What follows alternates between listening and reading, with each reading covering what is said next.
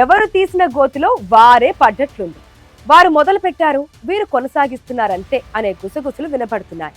రాజకీయ పునరేకీకరణ పేరుతో విపక్షాలను బలహీనపరిచిన పార్టీకి ఇప్పుడు అదే శాపమవుతోంది.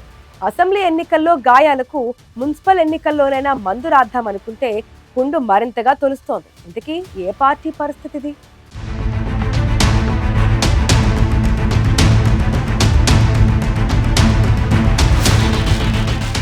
ఒకప్పుడు తిరుగులేదనుకున్న జిల్లాలో గులాబీ పార్టీ ఎదురీదుతోంది. అసెంబ్లీ ఎన్నికల నుంచి మున్సిపల్ ఎన్నికల దాకా ఆ జిల్లాలో అధికార కాంగ్రెస్ పార్టీ జైత్రయాత్ర కొనసాగుతోంది. పార్టీ గుర్తులేని సర్పంచ్ ఎన్నికలైనా, సింబల్స్తో జరిగిన మున్సిపల్ ఎన్నికలైనా విజయం ఆ పార్టీదే. గతంలో 2 పర్యాయాలు రాష్ట్రంలో అధికారంలో ఉన్నప్పుడు స్థానిక సంస్థల్లో కూడా కారు పార్టీకి అధికారాన్ని కట్టబెట్టిన ప్రజలు ఇప్పుడు అన్ని ఎన్నికల్లో తిరస్కరిస్తున్నారు. ఉద్యమ సమయంలో ఓరుగల్లు గడ్డపై హక్కున చేర్చుకున్న ప్రజలు ఇప్పుడు ఆ పార్టీని వద్దనుకుంటున్నారు.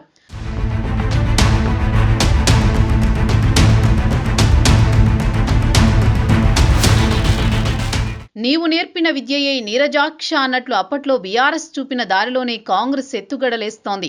అధికారంలో ఉన్నప్పుడు బీఆర్ఎస్ నేతల తీరే ఇప్పుడు అపజయాలకు కారణమని చర్చ సాగుతోంది.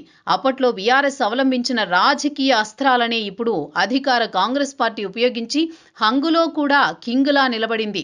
అప్పుడా రాజకీయ పదవులు అనుభవించిన వారు ఇప్పుడు దూరంగా ఉండడం, పార్టీ పదవులు ఉన్నవారు కూడా వెన్నుదన్నుగా నిలవకపోవడం కూడా బీఆర్ఎస్ పార్టీ ఓటమికి కారణమని రాజకీయ విశ్లేషకులు భావిస్తున్నారు.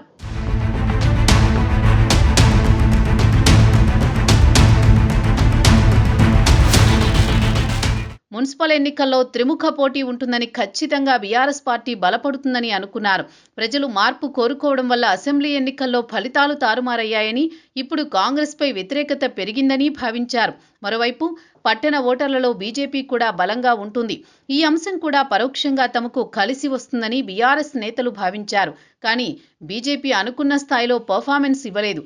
దానికి తోడు చాలా చోట్ల బీఆర్ఎస్ విజయావకాశాలకు గండి కొట్టింది.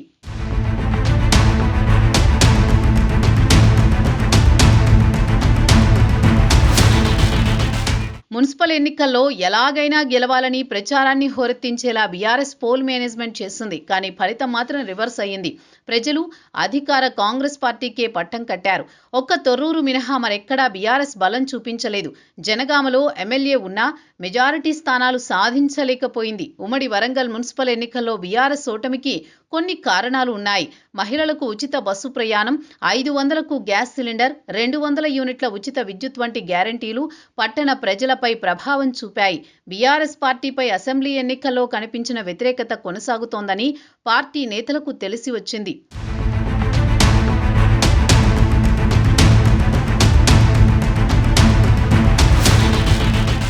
డ్రైనేజీ సమస్యలు, రోడ్లు, మౌలిక సదుపాయాల కొరత వంటి సమస్యలు గత పాలనపై ప్రజల్లో అసంతృప్తికి కారణమయ్యాయి. దీనికి తోడు అధికారంలో ఉన్నప్పుడు అన్నీ అనుభవించిన వారు అసెంబ్లీ ఎన్నికల్లో ఓడిపోగానే జెండా ఎత్తేశారు. క్షేత్రస్థాయిలో నేతల మధ్య విభేదాలు, ప్రచార లోపాలు, మాజీ చైర్మన్లు పోటీకి దూరంగా ఉండడం కూడా బీఆర్ఎస్ని దెబ్బతీసింది. కొంత వ్యతిరేకత ఉన్నా వచ్చే 3 ఏళ్లు ఈ ప్రభుత్వమే ఉంటుందనే భావనని ప్రజల్లోకి బలంగా తీసుకువెళ్లడంలో కాంగ్రెస్ సక్సెస్ అయ్యింది. ముఖ్యంగా సీఎం రేవంత్ రెడ్డి ప్రచారం బాగా కలిసి వచ్చింది. దీంతో ఉమ్మడి జిల్లాలోని 12 మున్సిపాలిటీలను క్లీన్ స్వీప్ చేసింది.